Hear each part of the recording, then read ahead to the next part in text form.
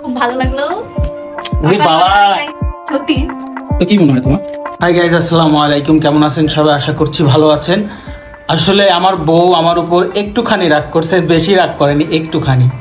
তারপরেও ওকে খুশি করার জন্য আমি ওর জন্য একটা সারপ্রাইজ গিফট আনছি।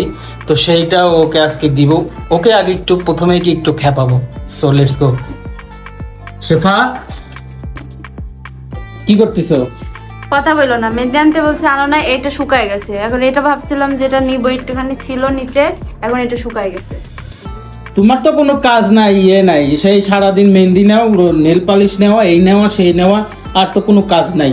এই যে আমি অফিস থেকে সারাদিন পরে আসলাম, কোথায় আমার একটু সেবা যত্ন করবা, ইয়ে করবা, তোমার আর কোনো কাজ নাই, তুমি মেহেন্দি নিয়ে পড়ে আসো। আর কোনো কাজ নাই বললা, যাও তো যাও, ক্যামেরা ট্যামেরা নিয়ে আসছি কিনা, যাও। ক্যামেরা ট্যামেরা এমনি আনছি, ক্যামেরা তুমি কি করতেছো না করতেছো দেখানোর জন্য। মেহেদি আনো না, আবার এখানে আসছে ই করতে, যাও। এমনি মেজাজ গরম, দেখছো মেজাজ গরম, এত মেজাজ গরম করলে হবে?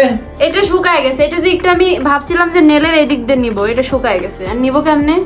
নিবা কেমনে? ওইটা টিপে টিপে বার করো, তাছাড়া কিভাবে নিবা?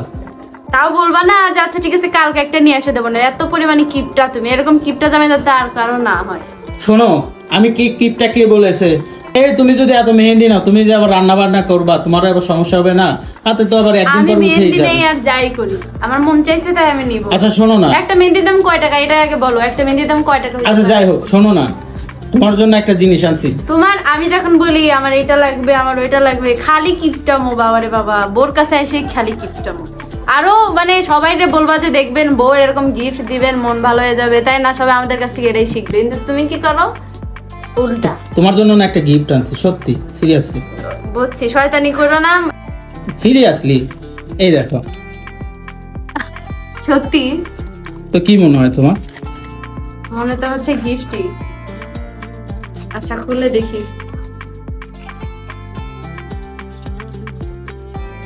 আরে বাবা, এখনো খোলোনি? অনলাইনে অর্ডার করছি। হ্যাঁ, অনলাইনে অর্ডার করছি। তো আমি দেখছিলাম 2 দিন আগে তুমি ফেসবুকে এই পেজে অর্ডারটা দিছিলা, এবং এটা তুমি আমার ভয়ে আবার ক্যান্সেল করে দিছিলা। তো ওইখান থেকে আমি তোমার ফোন থেকে সার্চ করে দেখছি, তো আমার ফোন থেকে আমি ওইটা অর্ডার করছি, ওরা আজকে এটা পাঠাইছে। তো একটু খোলো, দেখো কি আছে। হ্যাঁ খুলতেছি। যেহেতু তুমি দেখেই অর্ডার দিছো, তাহলে তো অবশ্যই আমার পছন্দের জিনিসই হবে। আগে দেখো তারপরে বলো। আচ্ছা বের করি আগে। খুবই সুন্দর, বাট এইটা দুইটা দিছো কেন? সানক্রিম দুইটা দেওয়ার কারণ হচ্ছে, একটা তুমি বাইরে ইউজ করবা, আর একটা এই যে তুমি আমার বউটা কত কষ্ট করে চুলার কাছে রান্না করে তখন নিবা, যাতে তুমি কালো না হয়ে যাও।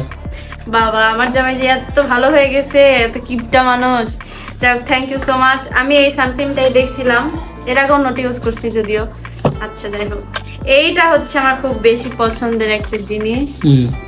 এটা যারা মেয়েরা আছে সবাই পছন্দ। আর এগুলা কি?